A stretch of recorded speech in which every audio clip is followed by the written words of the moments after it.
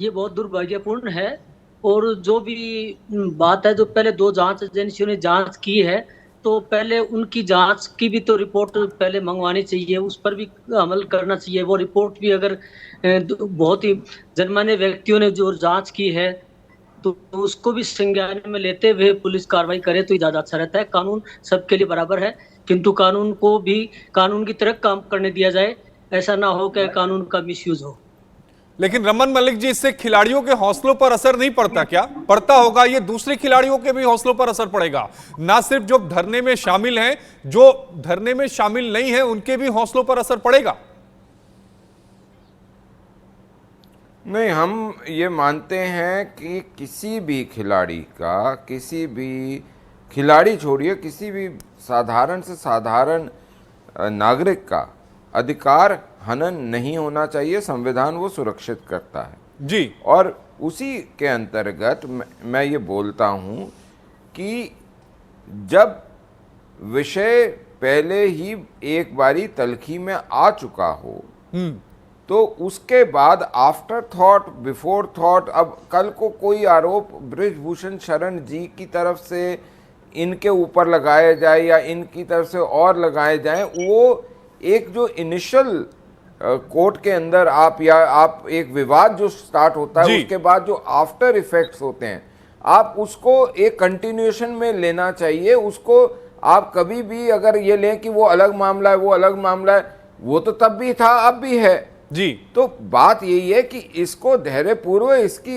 Investigation होनी चाहिए। और अगर बृजभूषण शरण जो कि प्राथमिक जांच में कितनी इन्वेस्टिगेशन हो पाएगी? एफआईआर अगर हो जाएगी तो इन्वेस्टिगेशन आसानी से हो जाएगी। दिक्कत क्या हो रही है मैं वो समझ नहीं पा रहा हूं रमन मलिक जी। एफआईआर होने से आप दोषी थोड़ी ना हो जाएंगे। यार बीच में कौन बोल रहे हैं? ये कौन बोल रहे हैं बीच में? रमन मलिक जी, मेरी आवाज थी। सबसे पहली बात देखिए, आप एक चीज को समझिए कि इन्वेस्टिगेशन एक विषय की चल रही है, उसके बाद एक और सेट ऑफ एलिगेशन लगाया गया है, उसको भी इन्वेस्टिगेट होना चाहिए, क्योंकि इसके अंदर मल्टीपल एंगल्स हैं। वो मल्टीपल अगर एक व्यक्ति ने लगाया हो तो अलग विषय होता है। जिस तरीके से चल रहा है उसके एंगल सारों को देखने चाहिए। अगर सर्वोच्च न्यायालय बोलता है तो हमारे को उसमें कोई दिक्कत नहीं। और लेकिन आप अपनी तरफ से मतलब दिल्ली पुलिस नहीं करेगी जब तक कोर्ट का उसमें इंटरफेयर नहीं होगा। क्यों रमन जी? पहले भी बीच में रोका था। सुशांत जी मेरी बात सुनिए एक मिनट। आप पहले भी बीच में रोक रहे थे, मेरे को आप पूरा करने दीजिए। मैं बहुत कैटेगोरिकली बोल रहा हूं, चाहे वो बृजभूषण शरण जी हो या वो दिल्ली पुलिस हो, हमारे को इससे फर्क नहीं पड़ता। हमको ये फर्क पड़ता है कि इन बेटियों का मनोबल ना टूटे और इन बेटियों को न्याय मिले और हमारे हाथ से किसी के लिए भी अन्याय ना हो। ये हमारी एक फिलॉसफी है काम करने की। अगर उसमें तफ्तीश हो रही है तो उसमें इनको भी कोई दिक्कत नहीं होनी चाहिए। रमन जी, बेटियों का मनोबल तो उसी समय टूट गया जब वो पिछले 4 दिनों से जंतर मंतर पर बैठी हैं। स्वाति जी, मलिक जी के सवाल का जवाब दीजिए। वो ये कह रहे हैं कि एक ही इवेंट के ये 2 पार्ट हैं अलग अलग। जो जनवरी में शुरू हुआ था उसी का ये दूसरा पार्ट है। इन्वेस्टिगेशन हो जानी दीजिए। बहुत ही आधी इंफॉर्मेशन का जो एक खतरा होता है ना, कि हम आधी अधूरी इंफॉर्मेशन फैलाएं और वो भी ऐसे नेशनल टेलीविजन पे, ये बहुत ही खतरनाक चीज है हमारी जनता के लिए, हमारे आपके व्यूअर्स के लिए।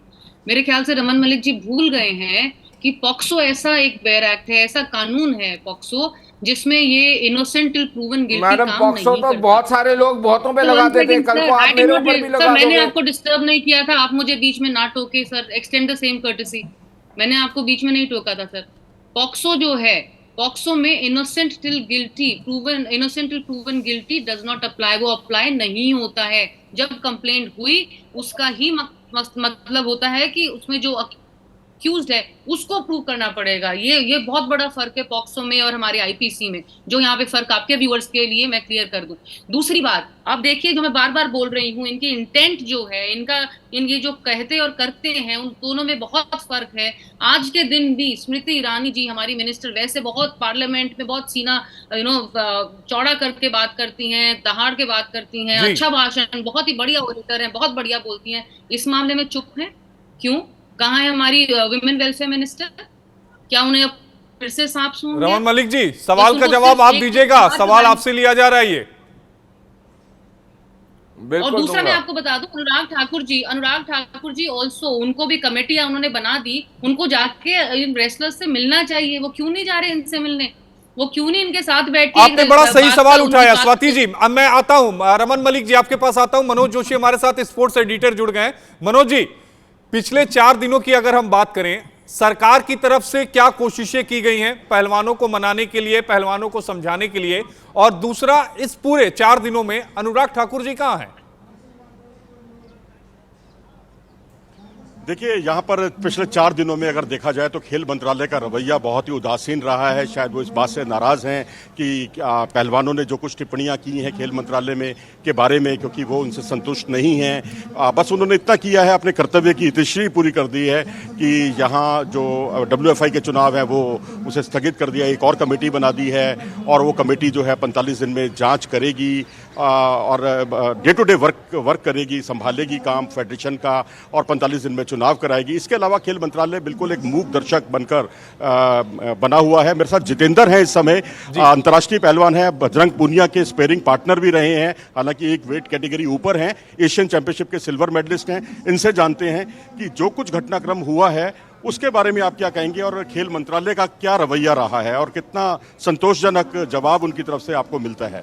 जी हाँ, बिल्कुल। जैसे हमसे जो वादे किए गए थे वो बिल्कुल भी पूरे नहीं हुए, उनमें से हमारी एक भी बातें नहीं मानी गई।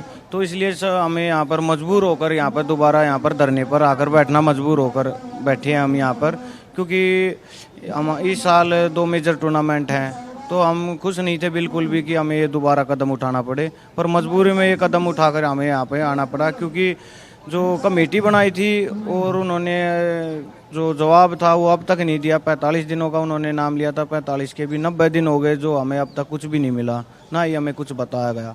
और आपने लोगों ने सभी ने देखा होगा, बबीता का भी एक वीडियो आया है जिसमें उसने बोला गया है कि एक अधिकारी ने उससे ज़बरदस्ती साइन करवा कर रिपोर्ट पढ़ने भी नहीं दी और रिपोर्ट छीन लिया हाथ से।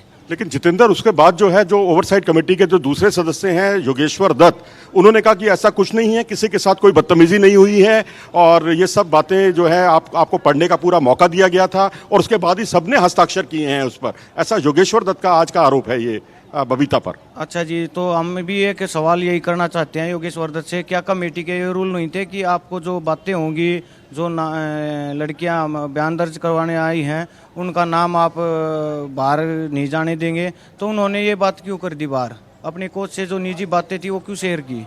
ये आरोप तो आपका पुलिस पर है ना, कि उन्होंने इस तरह की बातें और इस तरह के जो शिकायतकर्ताओं के नाम हैं वो उजागर किए हैं। नहीं जी, जो कमेटी के जो मामला था ना, जो कमेटी में भी उन्होंने एक वीडियो वायरल हुआ था, शायद आपने देखा नहीं होगा। उनकी एकेडमी के जो कोच थे उनके वीडियोग्राफी हुई थी और उससे बयान दिए हैं कि मेरी योगेश्वर दत्त से जो भी बैठक हुई है कमेटी की, उनसे सभी में बात हुई है। तो योगेश्वर दत्त ने हमें बताया कि इस लड़की ने क्या जवाब दिया है, क्या बोला है।